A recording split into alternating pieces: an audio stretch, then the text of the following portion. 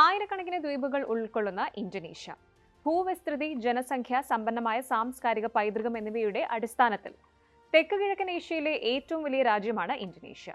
ഗ്രീക്കിൽ നെസോസ് എന്നാൽ ദ്വീപ് എന്നാണ് അർത്ഥം. അങ്ങനെ ഇന്തോനേഷ്യയെ ഇന്ത്യൻ ദ്വീപുകൾ അല്ലെങ്കിൽ ഇന്ത്യയുടെ ദ്വീപുകൾ എന്ന് നിർവചിക്കുന്നുണ്ട്. ഇന്ത്യ-ഇന്തോനേഷ്യ ബന്ധം കൊളോണിയൽ ഭരണകാലത്ത് തടസ്സപ്പെട്ടിരുന്നുവെങ്കിലും 1945 ഓഗസ്റ്റ് 17-ന് ഇന്തോനേഷ്യയ്ക്ക് സ്വാതന്ത്ര്യം ലഭിച്ചതോടെ ഇത് പുനഃസ്ഥാപിക്കപ്പെട്ടു. 1949 ഏപ്രിൽ 16-ന് ഇരു രാജ്യങ്ങളും നയതന്ത്ര ബന്ധം സ്ഥാപിച്ചു.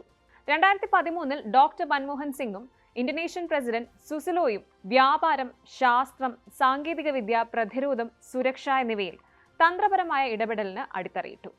നരേന്ദ്രമോദി ഒരു പടി കൂടി മുന്നോട്ട് പോയി. 2018-ൽ ഇൻഡോ പസഫിക്കിലെ സമുദ്ര സഹകരണത്തിന്റെ പങ്കിട്ട കാഴ്ചപ്പാട് ഈ ഒരു കരാറിൽ ഒപ്പുവെച്ചു. ശേഷം ഏറ്റവും പുതിയൊരു ഡെവലപ്മെന്റ് ഇതാ ഉണ്ടായിരിക്കുന്നു.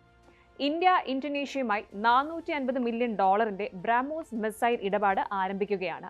ഇന്തോനേഷ്യയ്ക്ക് ബ്രഹ്മോസ് മിസൈൽ വിൽക്കുന്നതുമായി ബന്ധപ്പെട്ട് ഇടപാട് കരാറിന് അന്തിമ രൂപമായെന്നാണ് റിപ്പോർട്ടുകൾ.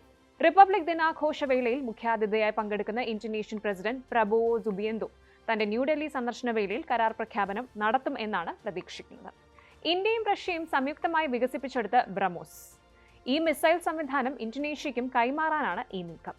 ആഗോളതലത്തിൽ ഏറ്റവും വേഗതയേറിയ സൂപ്പർസോണിക് ക്രൂയിസ് മിസൈലുകളിൽ ഒന്നായ ബ്രഹ്മോസ് ഇന്തോനേഷ്യയ്ക്ക് നൽകുന്നതിനായി $450 മില്യൺ കരാറിനാണ് ഇന്ത്യ രൂപം നൽകിയിരിക്കുന്നത്. ബ്രഹ്മോസ് മിസൈൽ ഇടപാട് സംബന്ധിച്ച് ജക്കാർത്തയിലെ ഇന്ത്യൻ എംബസിയുമായി ഇന്തോനേഷ്യൻ പ്രതിരോധ മന്ത്രാലയം ഔദ്യോഗിക ചർച്ചകൾ നടത്തിയതായി റിപ്പോർട്ടുകൾ സൂചിപ്പിക്കുന്നു. ഇന്തോനേഷ്യൻ പ്രസിഡന്റിന്റെ ന്യൂഡൽഹി സന്ദർശന വേളയിൽ കരാർ പ്രഖ്യാപനം ഉണ്ടായേക്കുമെന്നാണ് സൂചന. ഇക്കുറി ഇന്ത്യൻ റിപ്പബ്ലിക് ദിനാഘോഷങ്ങളിൽ മുഖ്യാതിഥിയായി പങ്കെടുക്കുന്നത് ഇന്തോനേഷ്യൻ പ്രസിഡന്റാണ്. ഇതിനായുള്ള വായ്പാ ഘടന തീരുമാനിക്കുന്നതിനുള്ള ഔദ്യോഗിക ചർച്ചകൾ നടന്നു വരികയാണ്. തുടക്കത്തിൽ എക്സിം ബാങ്കാണ് ധനസഹായം നൽകാൻ തീരുമാനിച്ചിരുന്നത്.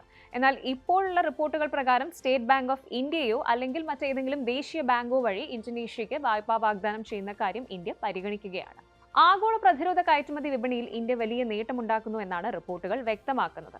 ഉദാഹരണത്തിന് 2023 ഏപ്രിൽ ഫിലിപ്പൈൻസുമായി ബ്രഹ്മോസ് മിസൈൽ ബാറ്ററികൾ വിതരണം ചെയ്യുന്നത് ഉൾപ്പെടെ $375 ദശലക്ഷം പ്രതിരോധ കരാർ ഉണ്ടായിട്ടുണ്ട്. കൂടാതെ 2023-ൽ തന്നെ ഇന്ത്യയും ഇന്തോനേഷ്യയും ഏകദേശം $38.84 ബില്യൺ മൊത്തം വ്യാപാരം നടത്തിയിരുന്നു. ഇത് ആസിയാൻ മേഖലയിലെ ഇന്ത്യയുടെ ഏറ്റവും വലിയ വ്യാപാര പങ്കാളിയായി ഇന്തോനേഷ്യയെ മാറ്റി. 2025ഓടെ $50 ബില്യൺ വ്യാപാരത്തിലെത്താനാണ് ഇരുവരും ലക്ഷ്യമിടുന്നത്.